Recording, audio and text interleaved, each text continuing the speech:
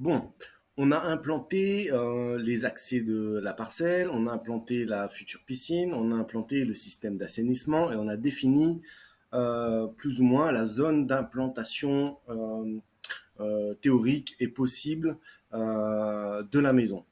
Alors, elle est où? Comme je vous ai dit, donc les tirets, les lignes. Alors, pour sélectionner, je suis sur la flèche de sélection. Je sélectionne ma première ligne. Pour sélectionner plusieurs lignes, j'appuie sur majuscule de mon clavier, je fais surbriller la seconde ligne et je clique sur ma seconde ligne, ce qui fait que je euh, sélectionne deux éléments en même temps. Je fais la même chose pour la troisième ligne, donc majuscule, surbrillance et je clique. Donc, ce qui est en surbrillance là, à ce moment-là, c'est en fait les retraits par rapport aux limites de propriété et par rapport à la voie. Donc, limite de propriété, on a opéré un retrait de 3 mètres. Et par rapport à la voie, on a également opéré un retrait de 3 mètres. En sachant que sur cette parcelle, on a le droit de se mettre en mitoyenneté sur une portée de 10 mètres maximum. Euh, donc, sachant qu'on a déjà défini l'implantation de la piscine, du système d'assainissement, des différents parkings et à l'écart au sable, je sais que mon projet, je vais pouvoir le mettre ici et que je vais pouvoir le coller à gauche sur la limite de propriété gauche sur une portée de plus ou moins de moins de 10 mètres.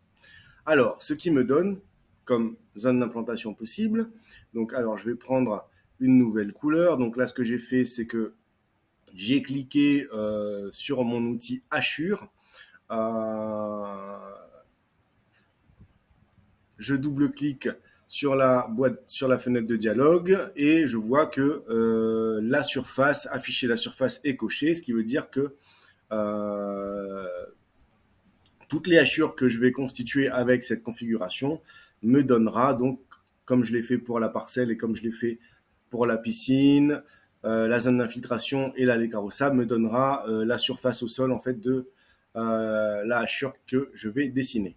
Je vais changer de couleur pour ne pas confondre la hachure avec les autres hachures qui ont été dessinées précédemment.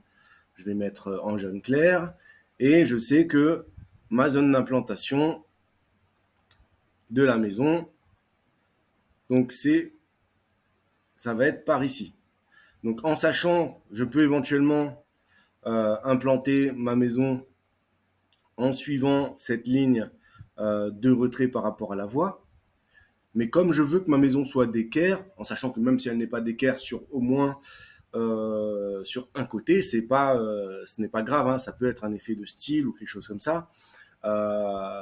Mais ce serait quand même, c'est quand même mieux d'adopter quand même un côté d'équerre pour la maison. Donc là, on sait que de toute façon, on a mis la limite de propriété à gauche d'équerre. Mais pour ne pas se compliquer et faire en sorte que la maison soit la moins chère possible et la plus simple à construire, euh, pour éviter des dépassements de budget, on va faire en sorte que la maison soit d'équerre partout. Ce qui me donne comme zone d'implantation, donc j'ai ma hachure, je clique sur le coin de début de hachure, j'étire ma hachure avec la souris et en cliquant une deuxième fois, je viens fermer la hachure tout simplement et je peux venir avec le petit marteau cliquer au milieu pour faire afficher la surface. Voilà. Donc là, je sais qu'aux surfaces au sol, je suis à 110,64 mètres carrés, ce qui me donne la zone d'implantation théorique de mon projet de maison. Bon, on a défini la zone d'implantation théorique de la maison. Avant de passer à la suite, je vais vous faire un petit topo sur ce qu'on va faire. Donc, on va dire que là, on va partir sur une maison contemporaine d'environ 100-110 mètres carrés. Vu l'étroitesse de la parcelle, elle fait 300 mètres carrés. On va certainement devoir partir sur un rez-de-chaussée plus R plus 1, donc un étage.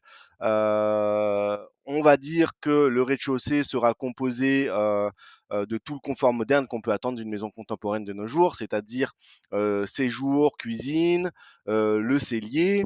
De l'autre côté, on aura la zone de nuit pour les parents, avec tout ce qui est suite parentale, composée de la chambre, une chambre plutôt confortable, avec un volume assez confortable pour les parents, qui sera contigu à un dressing et qui sera lui-même contigu à une salle d'eau.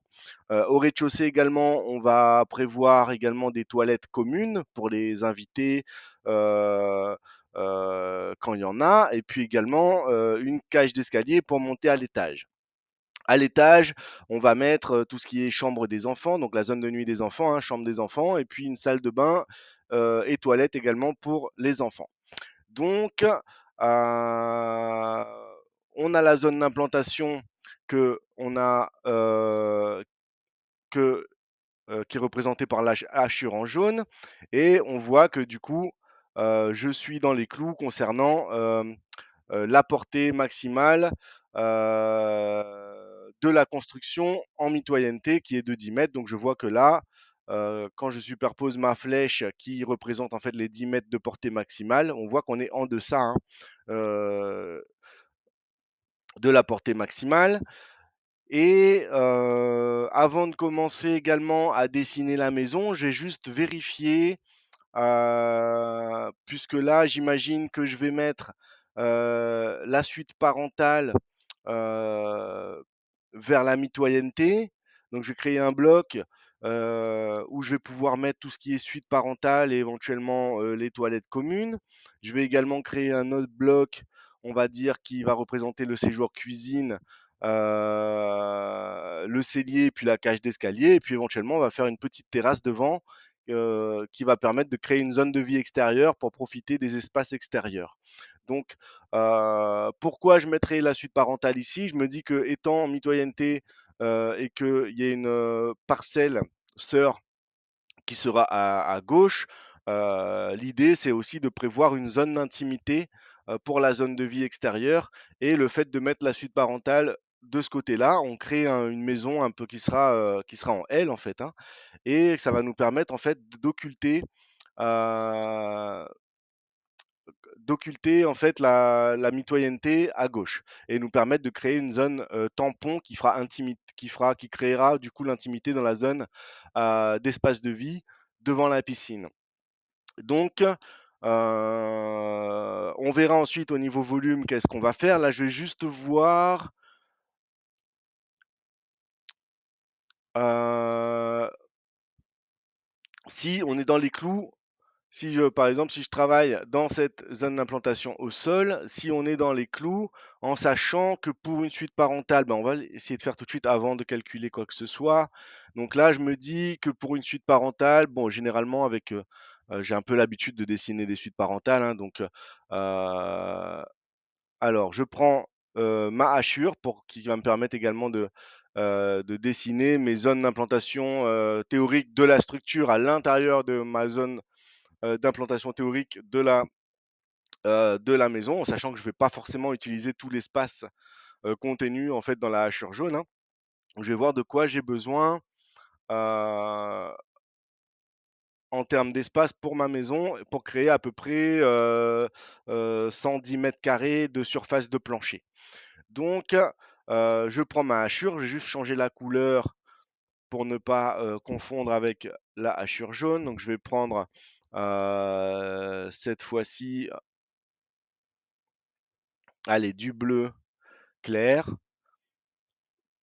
Ah, un peu trop proche de la couleur de la piscine. Je vais prendre, hop, hop, hop, allez, cette couleur pour l'instant. Afficher surface pour avoir la surface au sol et OK. Donc pour une suite parentale avec une chambre confortable, mais pas une chambre, comment dire, euh,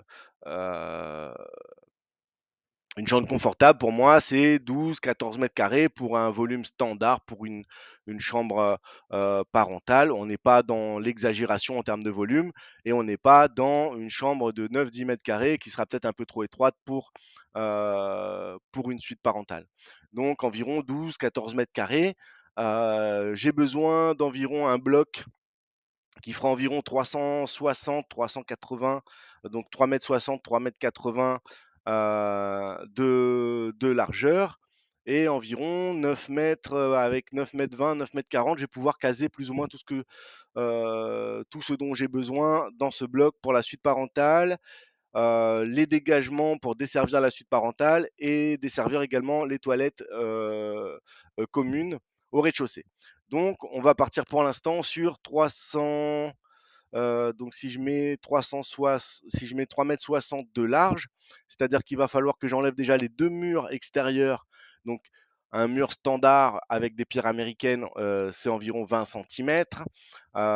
Donc, il y a un mur à droite, un mur à gauche pour créer les murs extérieurs. Donc, ça me fera, si j'ai 3,60 m, donc j'enlève 40, il me reste 3,20 m. En termes de largeur de chambre, on n'est pas trop mal. Donc, je vais partir sur 3,60 m pour l'instant.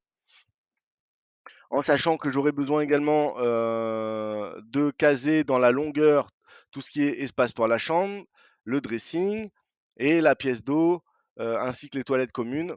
Je sais que si je fais environ 9,20 m, on est pas mal déjà, donc 9,20 m, 9,40 m. On va partir sur 9,40 m et j'ai déjà un bloc qui va pouvoir me servir de suite parentale. Là-dedans, je vais mettre une chambre d'environ 14 mètres carrés. Donc, j'enlève sur la largeur 40 cm, puisque j'aurai un mur de 20 de chaque côté. Je vais dire qu'un volume d'environ 3,80 m, on va voir. Donc, 3,20 m par 3,80 m, ça me donne environ 12 mètres carrés. Moi, je voudrais qu'elle soit un petit peu plus grande, donc je vais peut-être rajouter un petit 40 cm, essayer de me rapprocher un maximum des 14 mètres carrés. Donc 3,20 m, donc 320 cm sur 40 cm pour agrandir. En fait, comment j'ai fait là pour agrandir? Vite fait, donc j'ai cliqué sur un des coins de ma hachure et là je viens cliquer sur ajouter à polygone. Donc je vais ajouter un morceau à ma hachure. Donc je clique dessus, je viens étirer ma hachure et là je peux entrer directement manuellement avec le clavier numérique les dimensions dont j'ai besoin. Donc 320, 3,20 m sur 40 cm. Et là, j'agrandis ma hachure et ma chambre passe à 13,44 m carrés, ce qui est pas trop mal. Je vais la placer en prenant en compte qu'il y aura des murs sur les côtés et à l'avant. Donc 20 cm de mur extérieur sur l'avant et 20 cm de chaque côté pour laisser la place pour les futurs murs. Donc là, on serait sur la chambre parentale. Chambre parentale, je vais hop, créer également un couloir pour desservir la chambre parentale. Donc il me faut environ 90 cm. Donc un couloir standard, ça fait minimum 90 cm de large. Donc n'hésitez pas à vous référer en fait à l'annexe écrite, hein, de la formation où il y a beaucoup d'informations qui vont vous aider à administrer tout ça et vous donner les points clés à ne pas oublier et à respecter également. Là, je vous montre le côté technique. Pour voir le côté réglementaire et, et tout un glossaire en fait qui vont vous aider à administrer et à vous guider euh, dans, dans la création de votre projet. N'hésitez pas à vous référer également. C'est une formation en fait qui est complémentaire avec la formation technique. Vous avez la formation technique que je suis en train de vous faire en vidéo et vous avez la formation écrite qui fait office un peu de glossaire et de guide qui va vous aider pas à pas et à vous donner les points clés pour la création de votre projet. Donc, il me faut environ 90 cm et en sachant qu'il va falloir aussi des toilettes, donc 90 cm, je vais faire environ 90 cm sur 2,60 m pour l'instant. Donc là, je crée un couloir, ça s'appelle un dégagement, qui va m'aider à desservir et la suite parentale et les toilettes communes que je vais dessiner juste après. Hop,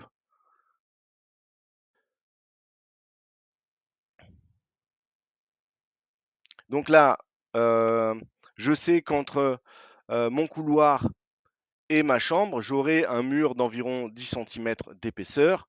Donc, je vais laisser un espace de 10 centimètres pour laisser la place à mon mur théorique que je vais dessiner dans un second temps. Pour l'instant, en fait, qu'est-ce que je fais? Je suis en train de créer le patron en fait qui va m'aider dans un second temps à dessiner concrètement mon projet.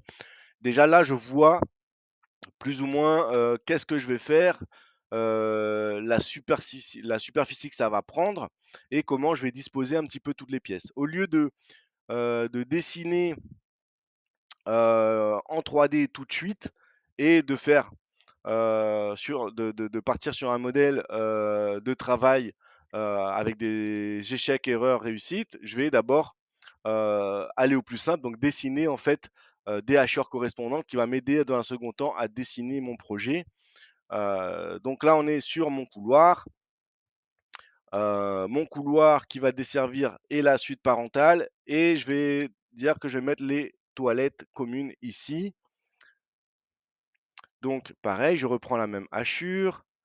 euh, Et je vais créer des toilettes ici. Donc 90 centimètres, pareil, hein, pour la largeur standard des toilettes. Je vais laisser 10 centimètres devant et 20 centimètres derrière. Pourquoi? Parce qu'il y aura un mur porteur sur l'arrière du bloc et un mur qui va séparer mon couloir et mes toilettes. Donc mon mur de séparation, mon mur de cloison fera 10 centimètres et mon mur porteur fera 20 centimètres. Donc euh, je laisse 30 sur l'arrière pour ensuite décaler ma hachure. Donc 90 sur 2 mètres. Donc là, j'entre les valeurs avec le clavier numérique. Voilà. J'ai des toilettes qui font 1,80 m carré, ce qui est largement suffisant pour des toilettes. Et je les décale de 10 centimètres parce qu'il y aura un mur de cloison entre mon couloir et mes toilettes. Et derrière, il me reste 20 centimètres parce que j'aurai mon mur porteur qui va passer derrière.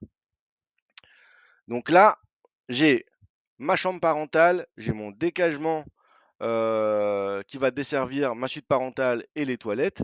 Et je veux que ma chambre parentale soit attenante avec un dressing que je vais pouvoir placer ici et une salle d'eau que je vais pouvoir placer ici. Donc, je vais faire environ, respecter plus ou moins les mêmes dimensions que j'ai fait pour le couloir pour créer mon dressing. Donc là, je sais qu'il y aura un mur de séparation en cloison à droite de ma hachure et qu'il y aura un mur porteur à gauche de ma hachure. Donc ici, mon couloir il fait 2,60 m. Je vais faire un dressing d'environ 2,60 m, pareil. Et je vais dire qu'il fait, comme il va falloir que je laisse 20 centimètres d'un côté et 10 centimètres de l'autre, donc, 2,50 au total, moins 30 centimètres, donc 2,20 m. 2,20 m sur 2,60 m, hop, et je laisse 10 centimètres pour créer ma cloison à droite et 20 centimètres de l'autre côté pour créer mon mur porteur à gauche. Donc là, j'aurai mon dressing ici. Je vais pouvoir mettre un meuble dressing à gauche, éventuellement un meuble dressing à droite également, avec un dégagement de circulation au milieu. Donc ça va me permettre de créer mon dressing dans cette zone.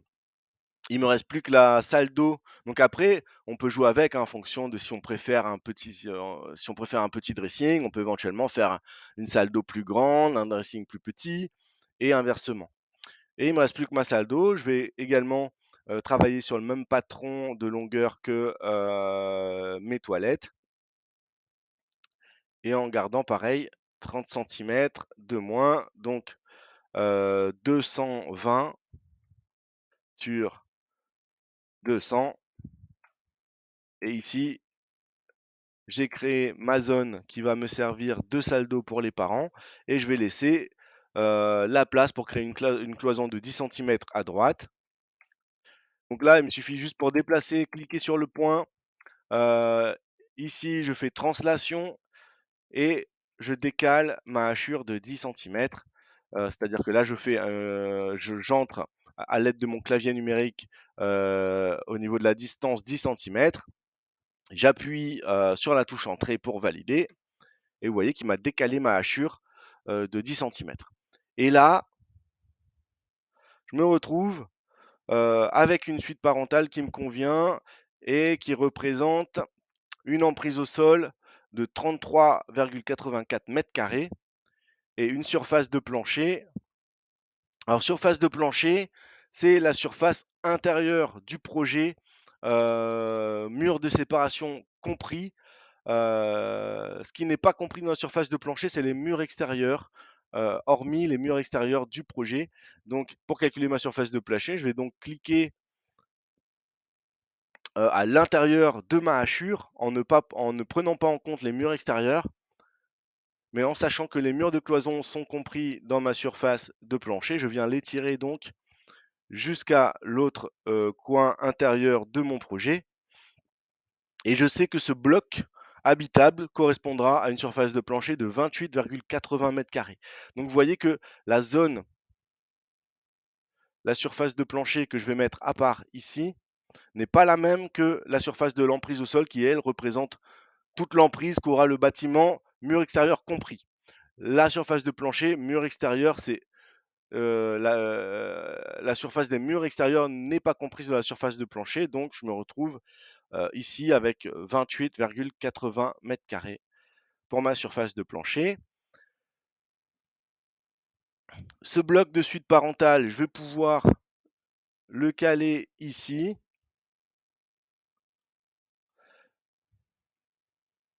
Et si je veux créer une maison en L, je vais pouvoir créer mon L à ce niveau-là, tout en gardant un espace pour faire un espace de vie extérieur pour une terrasse à ce niveau-là. Donc, hop, il me reste.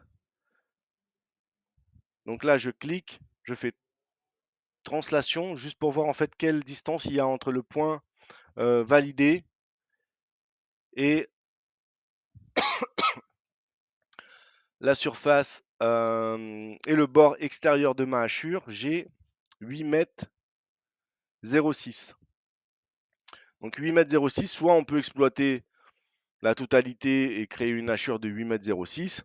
Moi, je vais créer un L et ma surface qui correspondra à mon séjour cuisine fera je vais mettre à 8 mètres, puisqu'en fait, si on fait des chiffres ronds, ça permet au constructeur, lui, quand il construit, d'éviter de couper des pierres et de faire de la manipulation supplémentaire qui va juste en venir s'ajouter inutilement parfois au devis. Donc parfois, si on n'a pas le choix et que la surface est trop petite, on peut étirer de 6 centimètres de plus. Après, tant pis, hein, il va couper les pierres. Mais si parfois on est un petit peu, comment dire? Limité au niveau de son budget. Faut éviter de faire des choses complexes, donc on va partir sur un chiffre rond, c'est toujours plus prudent. Donc, je dis ça pourquoi? Je vais reprendre ma hachure et je vais venir créer, en fait, une zone ici qui va correspondre à mon séjour. Donc, on avait dit que je partirais sur 8 mètres pour éviter de couper des pierres, puisqu'il nous reste que 8 mètres 8 mètres 06 de, de largeur à ce niveau-là. Donc, on va dire que je vais partir sur 8 mètres. Je, je veux un séjour cuisine plutôt confortable. Je veux une cage d'escalier qui sera peut-être qui ne fera pas partie de mon séjour, qui sera cachée. Et je veux un cellier. Donc, pour déterminer la largeur de ma hachure, je vais dire que mon séjour pardon, fera environ. Pardon, j'ai un petit peu chat dans la gorge là depuis hier, donc vous allez souvent m'entendre racler de la gorge et tousser, donc je m'en excuse d'avance.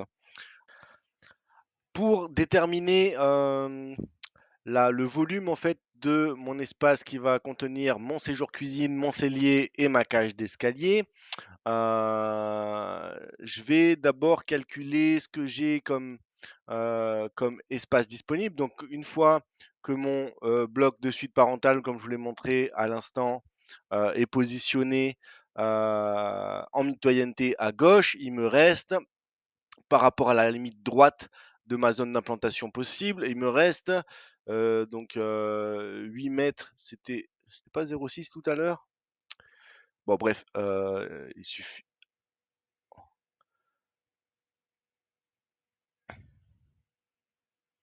Donc oui, 8 mètres 06. Moi, comme je vous l'ai dit, je vais utiliser, pour que le chiffre soit rond, euh, je vais utiliser 8 mètres.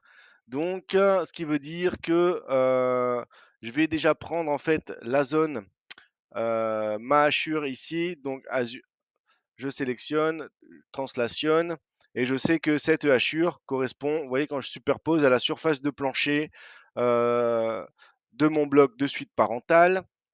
Donc, il me reste 8 mètres en longueur à droite de mon bloc parental. Donc, si j'enlève le mur porteur qui sera en extrémité à droite, ce qui veut dire qu'il me reste 7 mètres 80. 7 mètres 80, si donc 7 mètres 80, on va dire que cette zone-là, je vais faire environ 6 mètres de large, euh, 6 mètres en largeur comme ça pour pouvoir accueillir le bloc de séjour cuisine, ainsi que sur l'arrière, tout ce qui est cellier, cage d'escalier. Donc j'aurai un mur porteur sur l'avant, un mur porteur sur l'arrière. Donc 6 mètres, moins 20 cm pour l'avant, 20 cm pour l'arrière. Ça correspond à 5,60 m.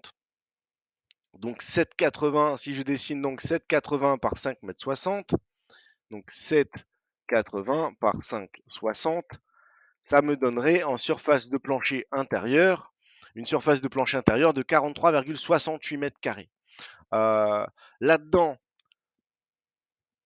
il va falloir que j'enlève une partie pour la cage d'escalier au rez-de-chaussée et une partie à l'étage pour la trémie. En fait, c'est le passage d'escalier. Donc tout ce qui est cage d'escalier, trémie d'escalier, il y a garage aussi et éventuellement zone de rangement. Donc attention, hein, parce que ils vous disent zone de rangement, logiquement, le cellier est une zone de rangement, mais en fonction de l'interprétation de l'urbanisme, il peut arriver que ce soit pris en compte. Mais en tout cas, cage d'escalier, trémie d'escalier et garage, ce sont des surfaces en fait qu'on n'intègre pas dans la surface de plancher. Donc ça veut dire que là, cage d'escalier compris pour l'instant, je prends la calculatrice, hop, et je fais donc la surface de plancher, j'additionne la surface de plancher de mon bloc de suite parentale qui fait 28,80 mètres carrés, que j'additionne à mon bloc qui représente le séjour cuisine, le cellier et la cage d'escalier qui fait 43,68 mètres carrés. Je suis déjà à 72,48 mètres carrés. Imaginons que je dessine en fait au-dessus des murs porteurs de la zone séjour cuisine euh, donc un étage qui sera superposé à cette zone séjour cuisine. Ça veut dire que mon étage représentera une surface de plancher qui sera approximativement la même que mon séjour cuisine, soit 43,48 mètres carrés. Donc que j'additionne au 72,48 déjà calculé. Donc 72,48 plus mon étage qui sera superposé à mon séjour cuisine, donc 43,68 également. Je tombe sur une surface de plancher qui est de 116,16. Donc, ce n'est pas la surface de plancher définitive, car comme je viens de vous le dire, il va falloir qu'on soustrait 216,16 mètres carrés. Donc, j'imagine que l'escalier, je vais le mettre par ici ou par là. Donc, il y aura une surface qui correspondra à la zone d'implantation de l'escalier au rez-de-chaussée, qu'il faudra soustraire à la surface de plancher du rez-de-chaussée. Et à l'étage, il y aura la zone correspondante à la trémie d'escalier. Donc la trémie d'escalier, c'est le trou de passage dans la dalle qui permet de faire passer l'escalier dans la dalle. Ces deux zones-là ne sont pas comprises dans la surface de plancher, donc a priori, on est bon en ce qui concerne la surface de plancher totale. Donc on a dit 110, on sera à peu près peut-être un peu moins, on sera un peu moins de 110 hein, quand on une cage d'escalier pour monter un étage de 2,60 m, 2,80 m, ça correspond à peu près à 5 mètres carrés à peu près. Donc il faudra enlever à peu près 8 à 10 mètres carrés sur 116 et on se retrouve vraiment proche des 110 mètres carrés visés au départ de surface de plancher. Donc, on va dire que là-dedans, ce sera ma surface de plancher correspondant à mon séjour cuisine, cellier et cage d'escalier. Donc là, j'ai prévu la surface à l'intérieur de mur de 780 cm par 5,60, ce qui veut dire mur extérieur compris, que je me retrouve avec une emprise au sol ici qui sera de 8 mètres par 6 mètres. Et là-dedans, je vais pouvoir intégrer, hop, donc pour pas translationner en fait cette hachure, je vais juste la faire un copier-coller. Donc soit clic droit, copier, puis ensuite coller, soit je sélectionne la hachure et je fais ensuite raccourci clavier, CTRL-C, CTRL-V. Donc je vous montre ce raccourci clavier, pourquoi? Parce que c'est un des raccourcis qu'on utilise le plus souvent. Je vous montre pas le reste des raccourcis clavier correspondant aux outils, etc., puisque ça ne ferait que compliquer en fait le tuto. Donc l'idée, c'est de vous apprendre les outils simples pour pouvoir travailler tout simplement. Mais par contre, quand vous avez besoin de faire un copier-coller, plutôt que faire clic droit, copier, clic droit, coller, je vous invite à faire CTRL-C, CTRL-V. Donc, je superpose ma surface de plancher sur le mur extérieur et puis je viens créer l'espace nécessaire à l'implantation dans un second temps de mon mur extérieur, donc 20 cm. Et là, vous voyez que ma surface de plancher est ceinturée par mes murs porteurs. Donc ça, c'est mon emprise au sol et ça, c'est ma surface de plancher. Donc sur l'arrière, je vais vouloir créer tout ce qui est cellier et cage d'escalier. Donc, on va dire que ça, on le fera dans un second temps, une fois que l'escalier sera implanté, puisque l'escalier est implanté directement après configuration. Il y a une partie de la configuration de l'escalier qui est déterminée directement par l'ordinateur. Donc, je veux voir exactement l'implantation de l'escalier avant de dessiner mon cellier. Mais je sais que pour l'instant, l'implantation de ma maison en L correspondra plus ou moins à ce schéma. Et on peut dire que ici,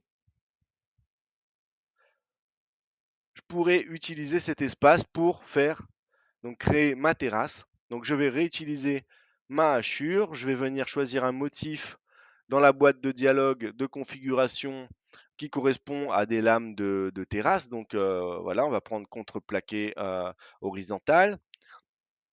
Et je vais mettre une couleur correspondant à du bois. Donc j'ai cliqué sur la boîte de dialogue de configuration de la couleur et je viens choisir du marron. Et en cliquant sur l'extrémité de ma suite parentale et sur l'extrémité de mon bloc à droite, donc je clique pour ouvrir la hachure et je clique une seconde fois avec le crayon pour fermer la hachure. Et je viens cliquer une troisième fois avec le marteau pour faire apparaître la surface.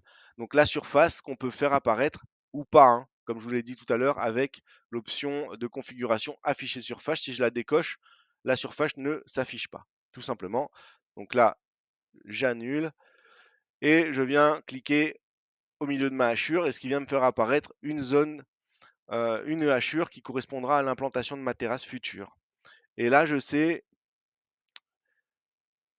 que pour l'instant, donc ce n'est pas le projet définitif. Avant de dire qu'il est définitif, il va falloir qu'on calcule plus ou moins est-ce qu'on respecte la réglementation en termes d'emprise au sol, de coefficient d'espace vert, etc.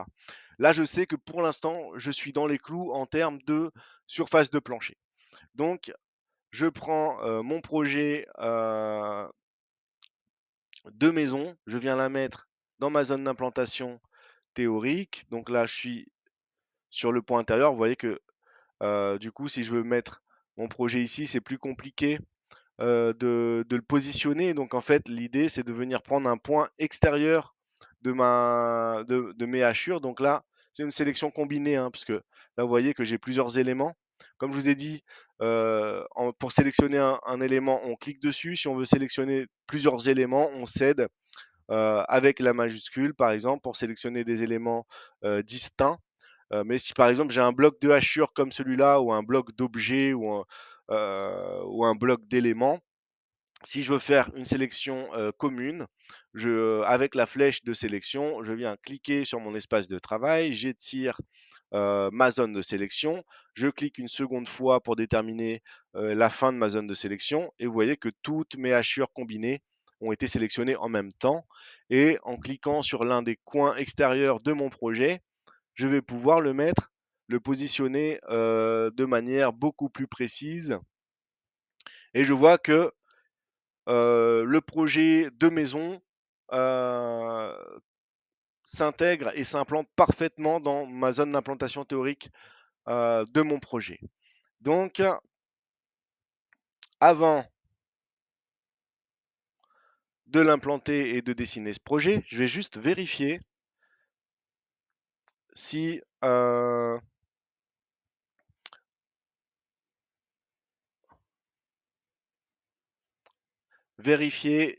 je suis bon en termes d'emprise au sol, etc. Donc alors, je repositionne mon projet. Je le mets ici. Bon, je n'ai pas changé ma zone d'implantation puisque du coup, elle va s'assimiler après. Ça va être plus compliqué à tout sélectionner. Je vais la remettre de côté. Je vais copier la couleur de ma zone d'implantation et je vais venir sélectionner en fait tout ce cube qui va correspondre à l'emprise au sol totale de la maison, terrasse comprise. Euh, donc voilà, en cliquant au milieu, ça me fait apparaître en fait une emprise au sol pardon, de 109,04 mètres carrés. Hop, je reprends la dernière hachure que j'ai faite, je viens la positionner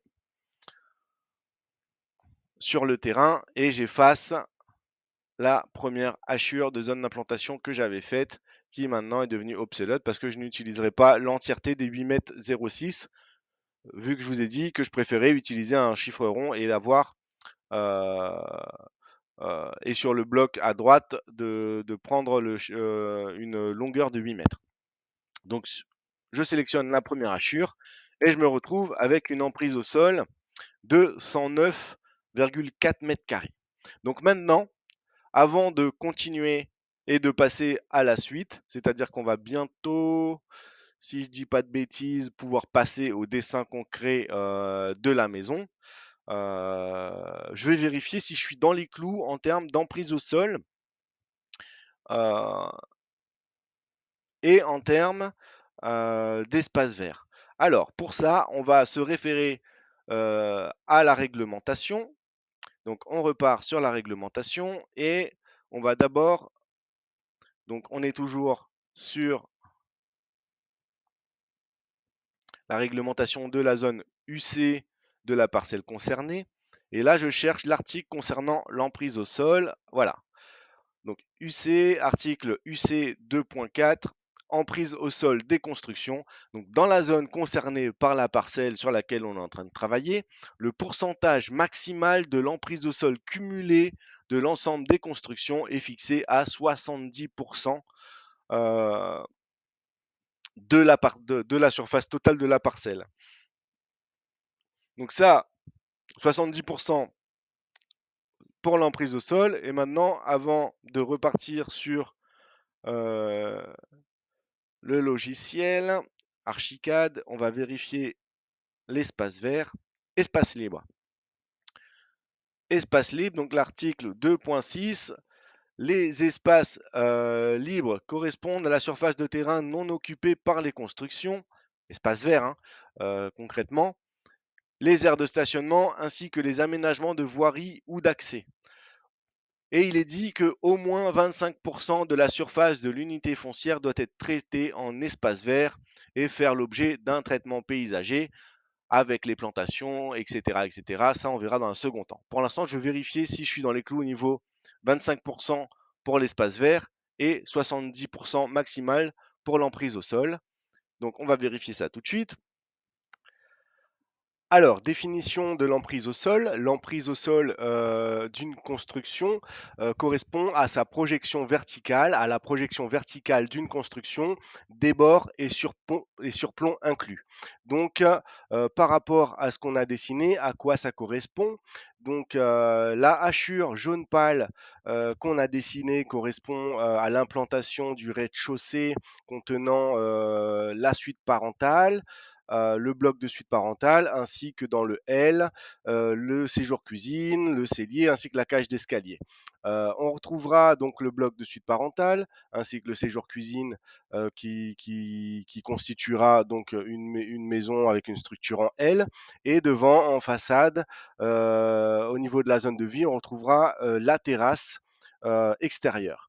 Donc, la projection verticale de notre bâtiment correspondra donc à la hachure en jaune pâle qu'on a dessinée pour l'implantation théorique de notre construction.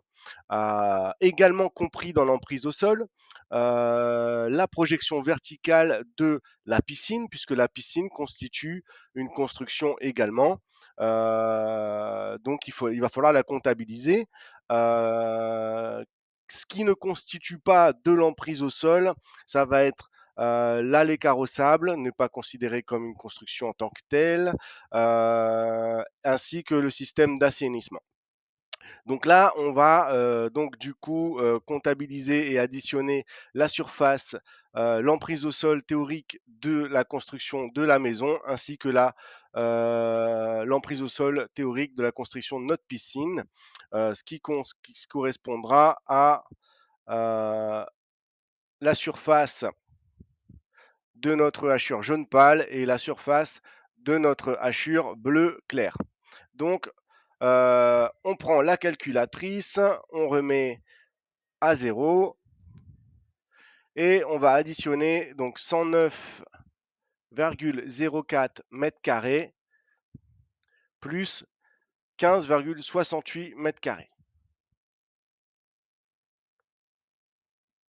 On se retrouve avec une emprise au sol, donc une projection verticale de l'emprise de nos constructions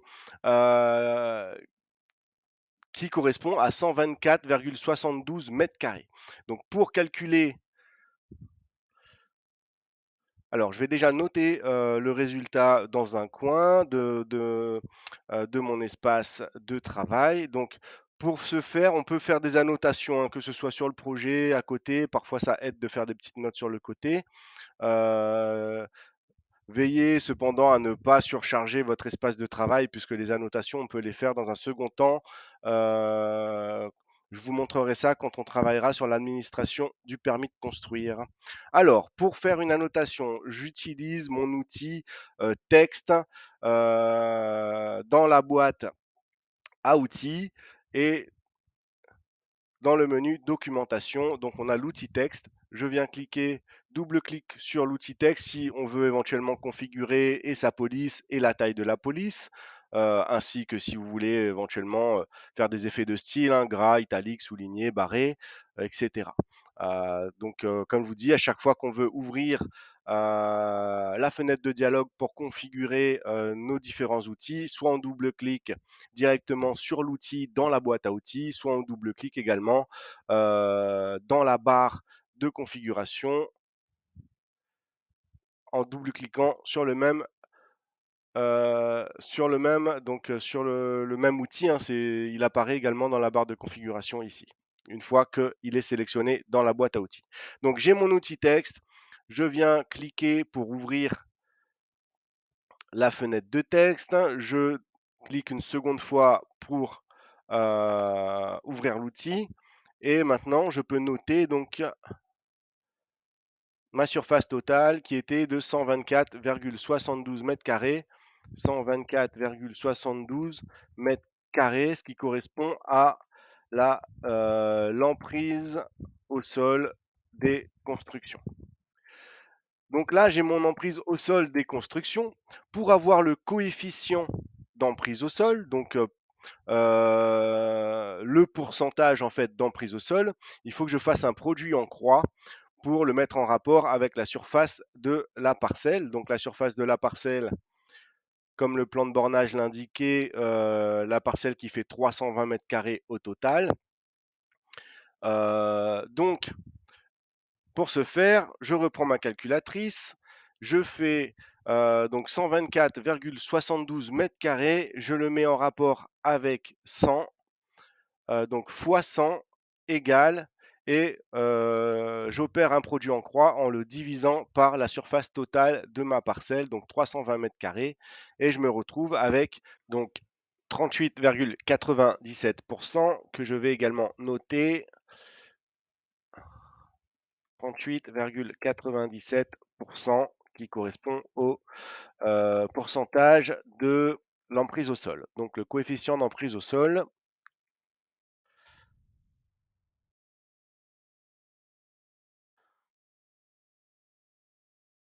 Voilà. Donc là, j'ai mon coefficient d'emprise au sol. Ce qui me reste à déterminer, c'est est-ce que je suis dans les clous, donc en sachant que pour l'emprise au sol, on avait le droit à 70% maximum, 38,97%, on est largement dans les clous. Donc maintenant, reste à vérifier concernant l'espace vert. Donc pour calculer l'espace vert disponible, donc qui reste quand on aura soutiré en fait toutes les surfaces bétonnées qui sont incluses dans notre projet.